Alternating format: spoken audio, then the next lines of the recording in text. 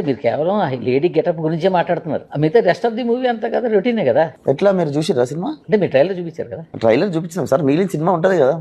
ముందుకు వంగిపోయిన షాట్, దాని డైలాగులు. వంగిపోతే మీరు చూసి మీరేం చూసి తీసుకోవారా ఇంటికి ఫోటో నాది? చెప్పండి, మీరు ఏం చేసిరా ఫోటో? నేను మొగొండని మీకు తెలుసు కదా, నేను రిస్ట్రక్షన్ అని మీకు తెలుసు కదా. నేను వంగితో కూడా చూస్తురా మీరు ఈ మధ్య? మీరు చూపించారు అందులో, మీరు చూపించారు ట్రైలర్ మొత్తంలో మీకు అదే గుర్తుంది. మీరు నన్ను కూడా వదలట్లేదు లాస్ట్. ఇప్పుడు మీరేం పతికింజనా బయటికి పోయి ఏం మాట్లాడరా మీరు? ఆ పొద్దున్న లేస్తే శుభోదయం మిత్రమా అంటారా? చెప్పండి.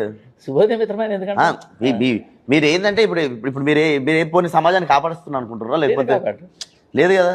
అంటే విశ్వ సినిమాలు అంటే ఇలాంటి కామన్ అనే ముద్ర పడిపోతుంది కదా. అట్లా ఏం పడతలేదు సార్. మీరు కూర్చొని మీరు గుద్దుకుంటా కూర్చుంటారు ఇక్కడ, కానీ మీరు గుద్దుకుంటేనే కూర్చుంటారు. ఆశ వాళ్ళు ఏమేమో కనుక్కుంటే మూర్తి గారేమో ఇది కనుక్కుంటారు ఇక్కడ కూర్చొని.